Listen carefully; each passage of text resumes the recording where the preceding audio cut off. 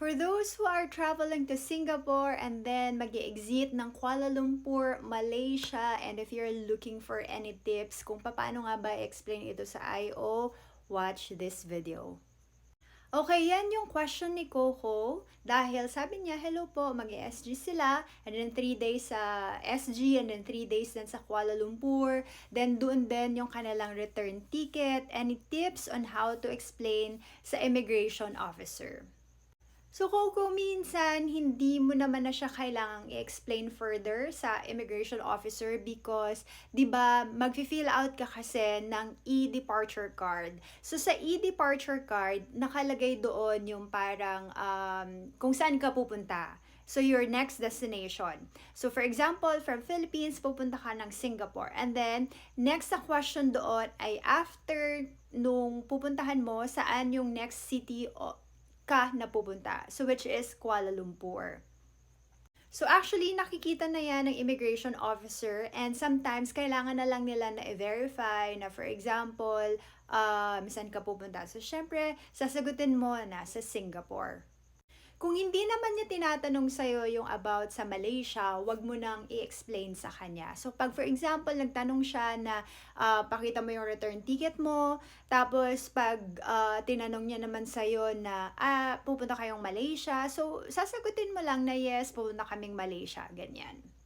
So, kung kasama mo naman yung family mo and then immediate family mo talaga sila, like mama mo, kapatid mo, like sa amin, yung first travel namin is as a family sa Singapore and then nag-exit din kami ng Kuala Lumpur, Malaysia.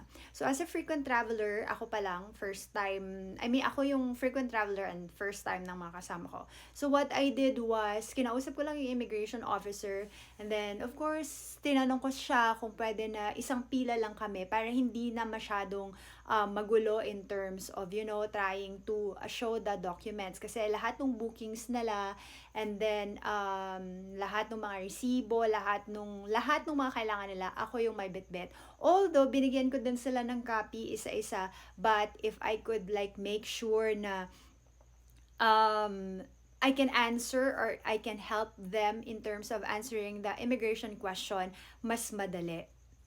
But gladly, yung mga tinanong sa amin ng immigration officer, hindi naman siya most likely or hindi siya yung parang anong gagawin, saan ka pupunta, tapos after ng Singapore mo, saan ka pupunta, anong gagawin mo, walang ganon. It's more on hanggang kailan kayo doon magsistay, mga ganun lang. Sa mama ko na kung anak niya ba kaming lahat and all. Kasi doon nga sa sinabi ko na doon sa fill out mo na e-departure card, andun na yung mga detalye. So minsan kino-cross-check na lang nila sa'yo kung for example, totoo ba yung sinulat mo doon and alam mo ba kung ano yung nilagay mo doon or anong fill out mo doon sa e-departure card. So dapat on your own din, aralin mo din and ipaaral mo din sa family mo kung ano yung itinerary ninyo. For example, saan kayo pupunta sa Singapore, not necessarily i-memorize ninyo kung ano yung itinerary ninyo, but at least alam nyo kung ano yung isasagot sa immigration officer. As simple as saan kayong hotel magsistay, ganyan. Dapat alamin mo and ng mga kasama mo by heart. And then, i-memorize ninyo aralin ninyo talaga kung saan kayo pupunta and then you let everyone know na yung itinerary ninyo and saan kayo pupunta. Kasi minsan, alam na yan ng IOA kasi andun na yun sa detalye na finill out ninyo. So, ang mahalaga ngayon ay dapat alam din ng mga kasama mo para maiwasan ninyo yung magkaroon ka ng offload. Kasi minsan, kapag kahit na nangyayari kasi yan sa travel, ikaw lang yung may alam, pero yung mga kasama mo, hindi nila alam kung saan kayo pupunta. Kasi yung iba, di ba, parang joiners na inaasa lang yung lahat ng detalye ng travel sa isang tao. So, dapat yung mga kasama mo, aware din kung saan kayo pupunta para at least pag tinanong sila ng IO, alam nila kung ano yung isasagot nila. Kasi minsan, merong mga tao na pag tinanong ng IO, hindi nila alam. So, nagkakaroon ng aberya kasi nga, di ba, hindi nila alam kung saan sila pupunta. So, yun lang.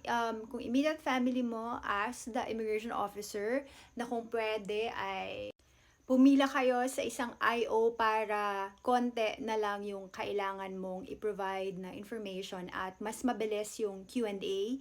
And ang pinakamahalaga I think is kapag hindi ka tinatanong, don't mention.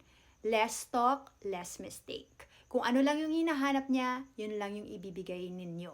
Wag ka nang magbigay ng kung ano-ano pa kasi baka ito yung maging rason kung bakit ma-offload kayo. So less talk, less mistake. Kung ano lang yung hinahanap, yun lang yung ibibigay. I-memorize ninyo or aralin ninyo yung mga itinerary ninyo and makiusap kayo sa immigration officer and be polite, most of all, para at least yung good vibes during the Q&A sa immigration officer ay maganda. And hindi naman lahat ng immigration officer masungit. Yung iba nga nag-joke pa habang tinatanong ka. So, yun lang. Chill, relax, and always be confident in answering questions. So, I hope yung mga tips ko sobrang haba ko. I hope na nakatulong yun sa'yo. And kalma lang, makakalapas kayo niyan.